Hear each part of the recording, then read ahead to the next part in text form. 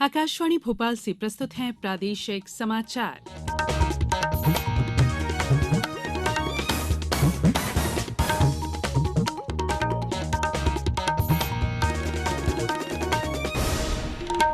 नमस्कार, समाचारों के साथ मैं संयुक्ता बैनर्जी। सबसे पहले इस बुलेटिन के मुख्य समाचार। मुख्यमंत्री शिवराज सिंह चौहान ने कहा, लाडली बहना योजना बहनों की जिंदगी बदलने की योजना है। कर्नाटक का नया मुख्यमंत्री चुनने को लेकर संशय बरकरार, सीएम के नाम पर अभी तक कोई निर्णय नहीं। जनता के आवेदनों को लंबित करने वाले अधिकारियों के विरुद्ध कार्रवाई होगी और प्रदेश को मिली 2 नए एयरपोर्ट की सौगात। अब समाचार विस्तार से। मुख्यमंत्री शिवराज सिंह चौहान ने कहा कि लाडली बहना योजना बहनों की जिंदगी बदलने की योजना है। योजना में 10 जून से हर महीने की 10 तारीख को बहनों के खातों में 1,000 रुपए की राशि आएगी। आजीविका मिशन में महिलाओं के स्व सहायता समूहों को सशक्त बनाया जा रहा है। मुख्यमंत्री श्री चौहान कल निवाड़ी जिले के पृथ्वीपुर में लाडली बहना सम्मेलन सह मुख्यमंत्री आवासीय भू अधिकार वितरण समारोह में शामिल हुए। श्री चौहान ने 95 करोड़ रुपए के विकास कार्यों का लोकार्पण भूमि पूजन किया। उन्होंने मुख्यमंत्री आवासीय भू अधिकार योजना, लाडली लक्ष्मी योजना और लाडली बहना योजना के प्रमाण पत्र भी वितरित किए। मुख्यमंत्री ने कहा कि हमारा प्रयास है कि हर बहन को महीने में कम से कम 10,000 रुपए की आमदनी हो। मुख्यमंत्री श्री चौहान ने कहा कि प्रदेश में अब कोई युवा बेरोजगार नहीं रहेगा, हर हाथ को उसकी योग्यता के अनुसार काम मिलेगा।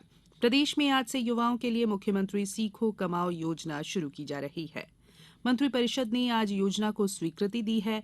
योजना में 12वीं पास और उच्च शिक्षा प्राप्त युवाओं को उनकी योग्यता के क्षेत्र में प्रशिक्षण दिए जाने के साथ 8 से 10,000 रुपए महीने मानदेय प्रदान किया जाएगा। इसके बाद उन्हें स्थायी रोजगार मिलेगा। योजना में 700 कार्य चिन्हित किए गए हैं। कर्नाटक का नया मुख्यमंत्री चुनने के बारे में संशय बना हुआ है। कांग्रेस पार्टी मुख्यमंत्री के नाम पर अभी तक निर्णय नहीं कर सकी है।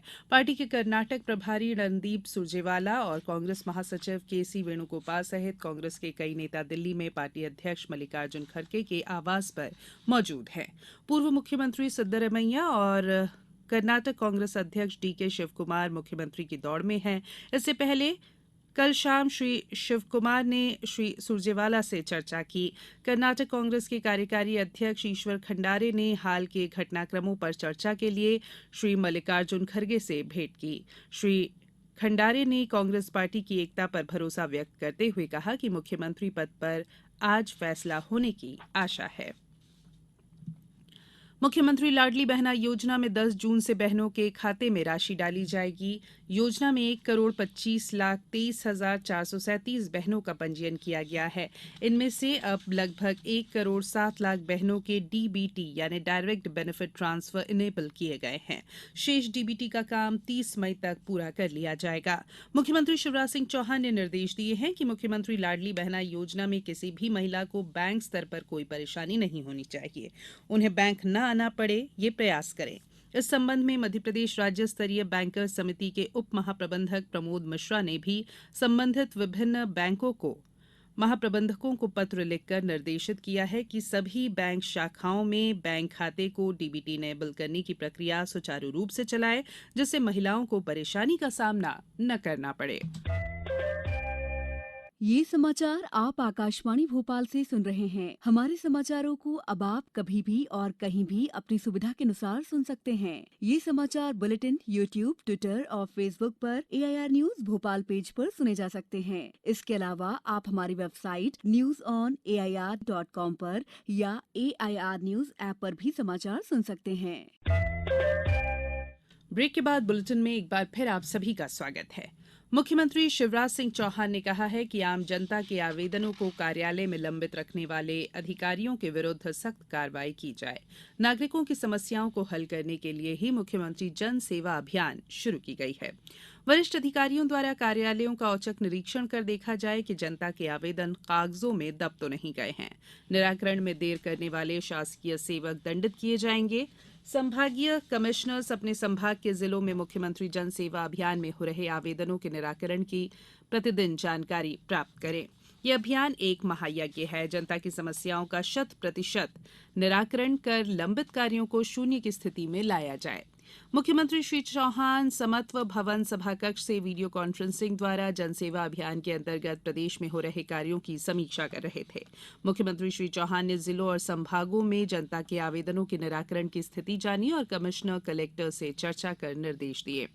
प्रदेश में 10 मई से शुरू मुख्यमंत्री जन सेवा अभियान के द्वितीय चरण में 7 दिन में प्राप्त 25,27,000 आवेदनों में से 19,27,000 को मंजूरी दे दी गई है। कुल प्राप्त आवेदनों में 76% से अधिक आवेदन स्वीकृत किए गए हैं।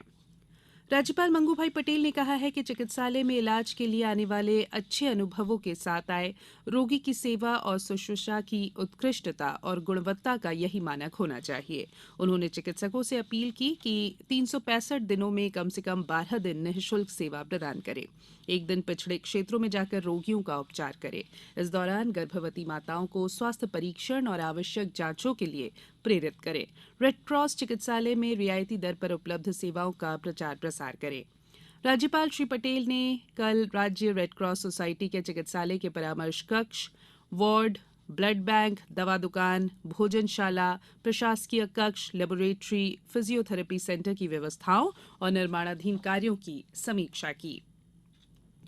राज्य शासन द्वारा एयरपोर्ट अथॉरिटी ऑफ इंडिया के साथ दतिया और रीवा एयर स्ट्रिप को एयरपोर्ट के रूप में विकसित किए जाने के लिए एमओयू साइन किया गया।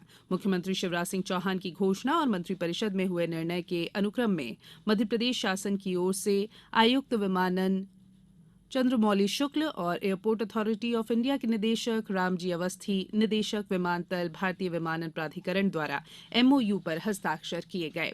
उल्लेखनीय है कि मुख्यमंत्री श्री चौहान द्वारा एयरपोर्ट बनाए जाने की घोषणा के बाद भूमि पूजन भी किया गया था। आयुक्त विमानन श्री शुक्ल ने बताया कि रीवा और दतिया में एयरपोर्ट बन जाने से ATR 72 विमानों का परिचालन किया जाएगा। प्रदेश में भोपाल, ग्वालियर, इंदौर, जबलपुर, खजुराहो के बाद दतिया और रीवा में एयरपोर्ट के बन जाने से प्रदेश में एयरपोर्ट की संख्या बढ़कर 7 हो जाएगी। इससे जहां लोगों को आवागमन में सुविधा होगी, वहीं व्यापार व्यवसाय भी सुगम होगा। उन्होंने बताया कि विमान परिचालन में केंद्र शासन की 80% और राज्य शासन की भागीदारी 20% होगी।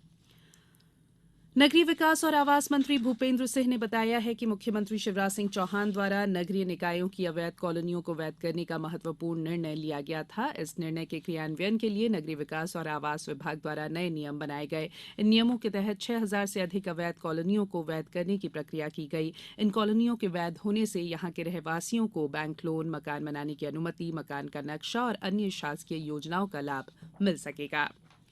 अब कुछ समाचार संक्षेप में। धार जिले में लाडली बहना योजना अंतर्गत पंजीयन किए गए आवेदनों का 100% डीबीटी सक्रिय की प्रकृति कम होने पर मुख्य कार्यपालन अधिकारी जिला पंचायत श्रृंगार श्रीवास्तव ने 22 ग्राम पंचायतों के सचिव और 19 ग्राम रोजगार सहायक को कारण बताओ सूचना पत्र जारी किया है। शाजापुर जिला कलेक्टर किशोर कन्याल द्वारा ग्राम पंचायत में ग्राम आबादी के लिए 6 गांवों में भूमि आरक्षित की गई है। एशियन डेवलपमेंट बैंक की सहायता से आगरमालवा जिले के सुसनेर में लगभग 25.43 करोड़ की लागत वाली जल प्रदाय योजना के अंतर्गत 200 किलोलीटर का ओवरहेड टैंक का निर्माण किया गया। रायसेन स्वच्छता मिशन अंतर्गत कार्यों में अनियमितता और लापरवाही बरतने पर जिला पंचायत सीईओ अंजू भदौरिया द्वारा गैरतगंज जनपद पंचायत में पदस्थ सहायक ग्रेड 2 शेषराम शर्मा को तत्काल प्रभाव से निलंबित कर दिया गया है। और आईपीएल क्रिकेट में दिल्ली कैपिटल्स ने कल धर्मशाला में पंजाब किंग्स को 15 रनों से हरा दिया। अंत में बुलेटिन के मुख्य समाचार एक बार फिर। मुख्यमंत्री शिवराज सिंह चौहान ने कहा, लाडली बहना योजना बहनों की जिंदगी बदलने की योजना है। कर्नाटक का नया मुख्यमंत्री चुनने को लेकर संशय बरकरार, सीएम के नाम पर अभी तक कोई निर्णय नहीं। जनता के आवेदनों को लंबित करने वाले अधिकारियों के विरुद्ध कार्रवाई होगी। और प्रदेश को मिली 2 नए एयरपोर्ट की सौगात। बुलेटिन में फिलहाल इतना ही। इजाजत दीजिए। नमस्कार।